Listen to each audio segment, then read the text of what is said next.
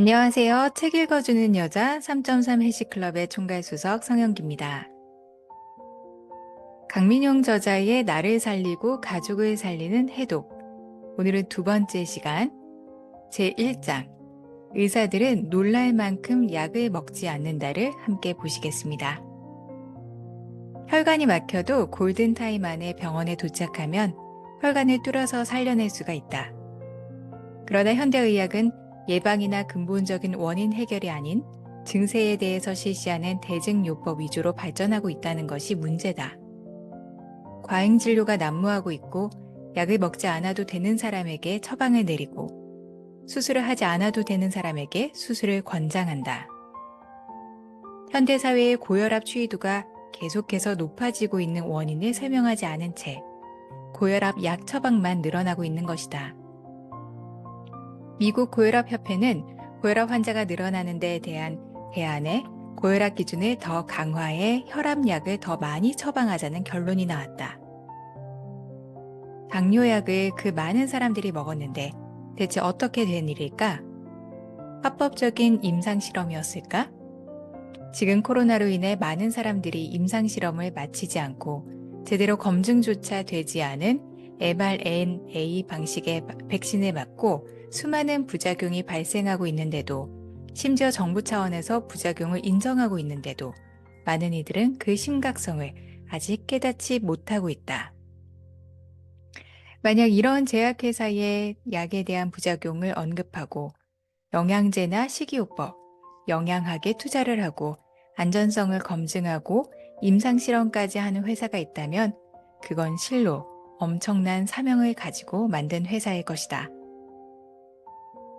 예전에는 살릴 수 없었던 질병들도 병원에 가면 살릴 수 있는 기술도 많이 발전했고 예전에는 굶지만 않으면 된다는 마음으로 한 끼 한 끼를 먹었다면 지금은 부족함 없이 먹고 영양제 하나씩 안 먹는 사람이 없을 정도다. 그렇다고 건강수명이 같이 늘어났을까?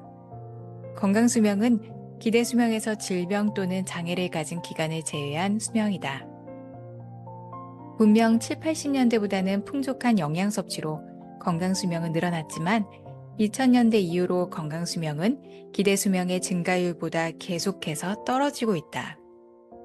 병원에서 장기 복용약을 먹고 힘들게 벌어서 모아온 돈을 병원에 갖다 주면서 삶의 질은 떨어지는 기간이 점점 더 길어지고 있다는 뜻이다.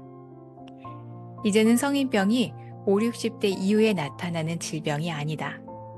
성인병이라는 이름이 무색할 정도로 10대, 20대 고혈압, 고지혈증, 당뇨, 지방간, 통풍 등의 환자들이 늘어나고 있는 것이다.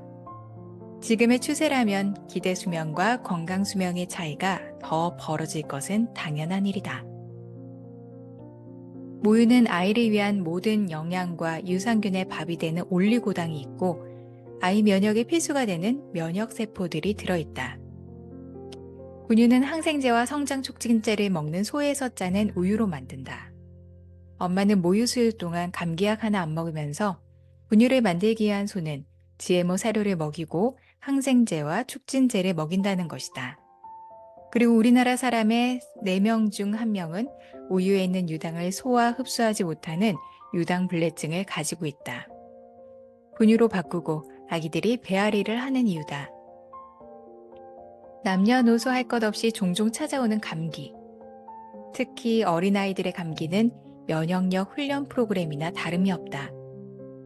외부에서 침입한 불청객을 백혈구가 더 잘 소멸시킬 수 있도록 열을 내고 백혈구와 침입자의 전투 결과물을 배출하기 위해 콧물, 기침 등이 함께 있고 이를 반복하며 아이들 몸은 면역력을 키워가는 훈련을 하게 되는 것이다.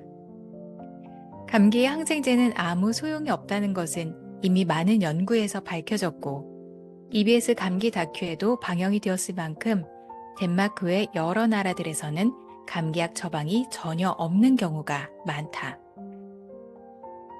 감기 외에도 우리나라는 특히 약에 대한 의존도가 높다는 데이터가 이미 많이 발표되어 있다. 이렇듯 안타깝게도 현대의학과 현대사회에서는 자가 면역을 높일 수 있는 가장 중요한 기회들을 놓치기 쉽다. 두 아이를 키우는 엄마로서 감기에 걸리면 병원부터 찾아가 항생제 처방을 받았던 과거의 저의 모습을 떠올리며 너무 후회가 되고 안타까운 생각이 드는데요. 영양학과 예방의학을 조금 더 일찍 알았더라면 이라는 아쉬움과 함께 이제라도 알아서 다행이라는 생각도 듭니다. 그래서 오늘 나눈 일장에서는 이 두 문장을 뽑아봤습니다.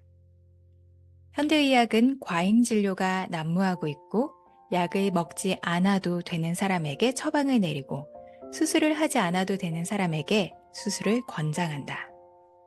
우리 가족 건강과 면역력의 주도권을 의사에게 빼앗기지 말자. 지금 우리 헬시 회원님들 모두 3.3 헬시 클럽을 통해 나와 우리 가족의 건강을 지키고 길러 나가시길 바랍니다. 이번 한 주도 화이팅입니다.